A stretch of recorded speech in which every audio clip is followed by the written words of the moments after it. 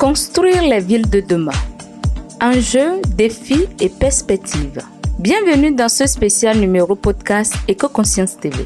Dans cet épisode, nous allons aborder les questions de nos villes. Je suis Rolande Aziaka, devant le micro. Bienvenue. Éco-Conscience TV.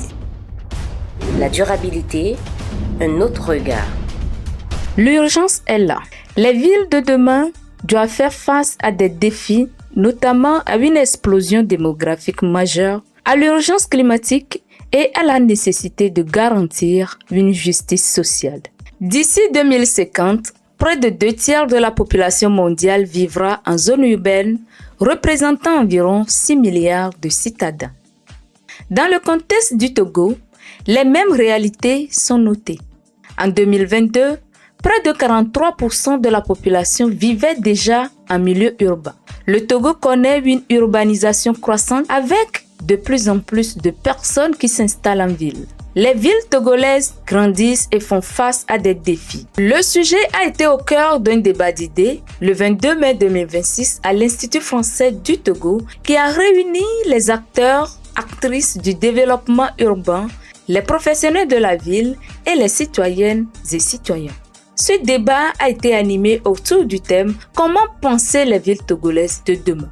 À la fin de ce débat, nous vous proposons les retours de certains des panélistes. Nous sommes avec M. Kofi Aholou, professeur titulaire en sociologie urbaine à l'Université de Lomé et directeur du Centre d'excellence régionale sur les villes durables en Afrique, Servida.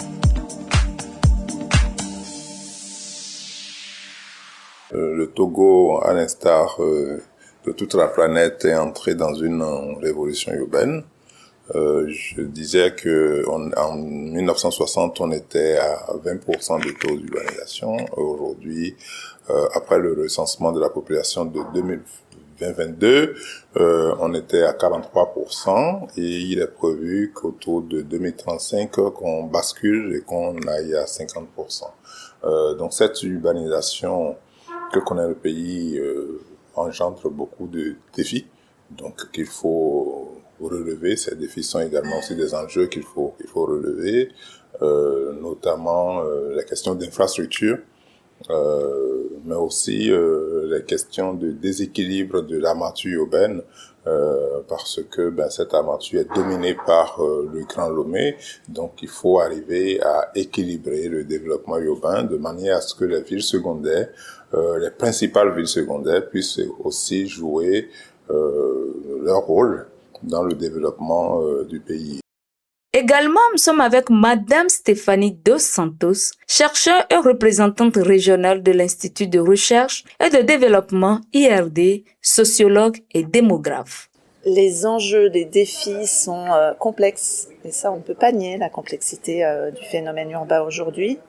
Un des enjeux fondamentaux, me semble-t-il, c'est au bout de la chaîne de la réflexion, l'action, et l'action ne peut être prise et mise en œuvre que par la puissance publique. Et donc moi, il me semble qu'aujourd'hui, l'enjeu majeur est l'implication, la formation, la sensibilisation de la puissance publique à cette action qui doit être mise en place, puisque il y a des textes, il y a des prises de conscience, il y a des connaissances en recherche, mais il me semble que l'un des points les plus importants, c'est justement cette prise de conscience de l'action publique qui doit être vraiment effective.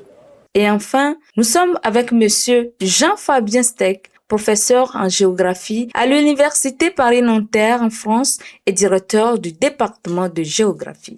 La première chose que j'ai voulu rappeler au public, c'était le fait que, et c'est dans la continuité de ce que mes collègues avaient déjà dit, que la question urbaine doit d'abord être appréhendée aussi du point de vue de la vie des habitants, des citadins, et que de ce fait, la définition de l'urbain peut venir à changer. C'est-à-dire qu'on a des définitions démographiques de la ville, il y a des seuils de population, mais en fait, ce qui est intéressant, c'est de constater que la ville aujourd'hui joue un rôle essentiel dans l'organisation de l'espace en général, dans l'organisation de l'espace habité, et que de fait, des pratiques citadines peuvent se retrouver aussi dans des espaces qui ne sont pas nécessairement des espaces urbanisés.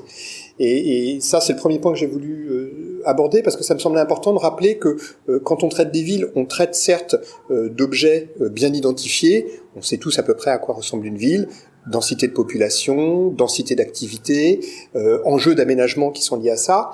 Mais en fait, ce qu'on oublie parfois de voir, c'est que les villes jouent un rôle très important dans l'organisation de l'ensemble des espaces alentours, que les modes de vie urbains se diffusent aussi dans les campagnes, et que de fait la frontière entre l'urbain et le rural, même si elle continue à exister, prend de nouvelles dimensions qui reposent sur ces circulations de population. Et donc ça oblige à revenir justement sur ce qui fait qu'une population est urbaine ou pas. C'est pas simplement le fait qu'elle habite en ville, c'est le fait aussi qu'elle adopte un certain nombre de pratiques dans sa vie quotidienne. Le deuxième élément, c'est que l'immense majorité des citadins qui habitent à Lomé, qui habitent dans les villes togolaises et qui habitent dans les villes africaines en général, ont toutes ces populations ont un lien à un moment ou à un autre avec ce qu'on appelle l'informalité. Soit qu'ils soient eux-mêmes acteurs et entrepreneurs de l'informel, soit qu'ils soient consommateurs de l'informel, et c'est une autre façon de regarder la ville, parce qu'on regarde la ville en tant qu'elle est pour les urbanistes un enjeu à aménager, mais on constate aussi que les habitants et les acteurs de l'informel participent de la fabrique de la ville et permettent de la faire fonctionner au quotidien. Et puis le troisième élément qui me semblait peut-être important de rappeler, c'est que en fait cette fabrique de la ville, elle se fait avec des habitants. Et ces habitants en fait sont souvent oubliés par les experts et par les politiques. Alors que un certain nombre d'enjeux d'aménagement ne peuvent pas se résoudre sans la participation des habitants. Voilà. Donc en gros, le fil directeur de mon intervention, ce sont les habitants. Les habitants en tant qu'ils sont urbains et la façon dont on est défini comme urbain, en tant que ils sont les premiers à rentrer en relation avec ce qu'on appelle l'informalité, et puis ils sont aussi acteurs de la fabrique de la ville, et des acteurs qui sont souvent pas très écoutés. En termes d'idées et de solutions pour faire face aux défis, Monsieur Kofi Akpollo souligne. Il faut qu'on retourne notre modèle urbain. Est-ce qu'on veut toujours des villes qui consomment de l'espace et donc qui fait que les paysans n'ont plus de terre?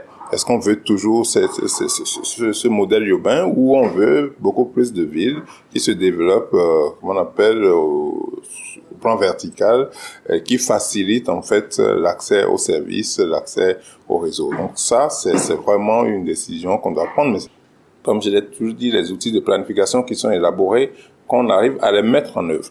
Voilà. Il ne sert à rien de dépenser de l'argent pour élaborer un outil de planification. Un outil de planification, c'est pour organiser le développement urbain. Voilà. Et donc, élaborer cet outil et que, au moment de valider ou d'approuver l'outil par l'autorité, l'approbation ne se fait pas. Et puisque l'approbation n'est pas faite, on ne met pas ça en œuvre. Donc, tout le défi est là. Si on dépend de l'argent pour élaborer les outils, il faut que l'autorité en mesure de les approuver puisse les approuver et qu'on puisse mobiliser les ressources pour mettre ça en œuvre. Sinon, nous avons de beaux documents d'urbanisme pour quasiment toutes nos grandes villes, mais qui souffrent, qui sont dans les tiroirs parce que ce n'est pas approuvé, parce que c'est pas mis en œuvre. Et à côté de ça, la ville s'étale parce que sans cadre légal, ça évolue dans tous les sens. Pour Madame Stéphanie Dos Santos, il faut agir tout en prenant en compte les questions d'inclusion et de participation. J'ai tenté de mettre l'accent sur la participation de toutes et tous à penser la ville de demain, qu'elle soit plus soutenable, plus souhaitable par toutes et tous, que ce soit les chercheurs, bien sûr, qui réfléchissent à la complexité de la ville et de ce socio-écosystème qu'est la ville, mais également les citoyens, les citoyennes, les citadins, les citadines, les politiques, le secteur public, le secteur privé, et tout un tas d'acteurs à leur grade et rang respectifs qui réfléchissent et veulent agir sur la ville de demain. Pour transformer des vulnérabilités en opportunités, il faut soutenir les démarches mises en œuvre à différents niveaux, et ce soutien ne peut que être celui de l'action publique. Il me semble que c'est la clé de la ville de demain, c'est l'action publique. Il me semble que ce qui est important dans ce que j'ai dit et dans ce qu'ont dit les collègues, c'est l'inclusion, l'inclusion de toutes et tous à la réflexion et à l'action sur la ville durable, la ville de demain, la ville souhaitable par toutes et tous.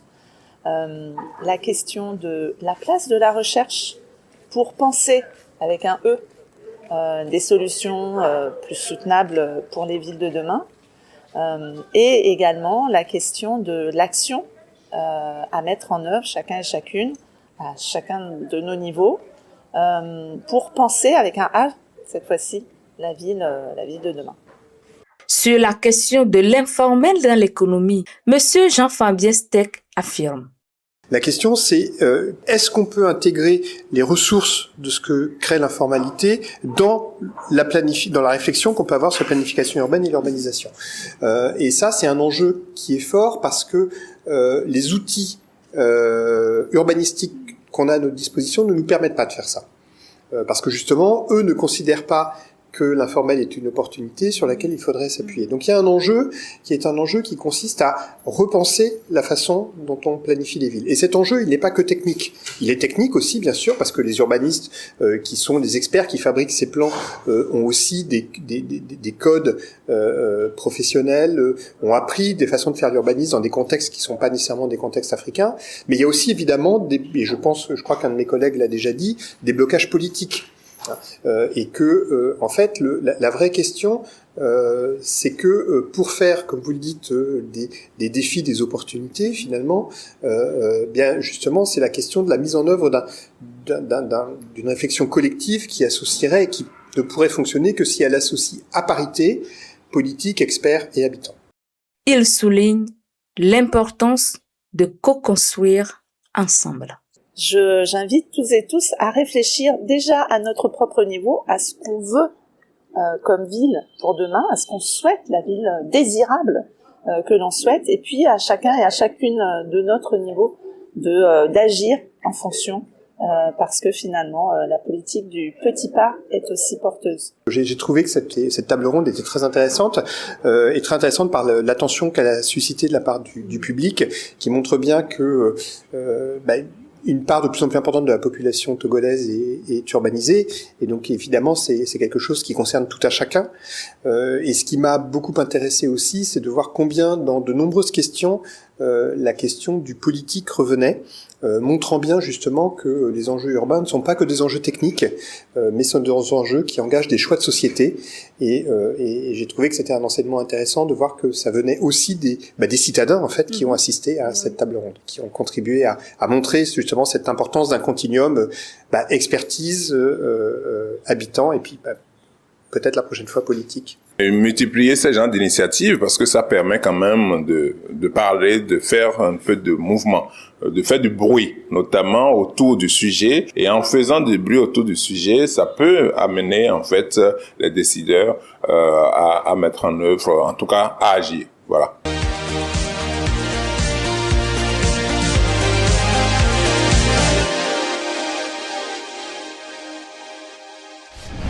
La durabilité, un autre regard.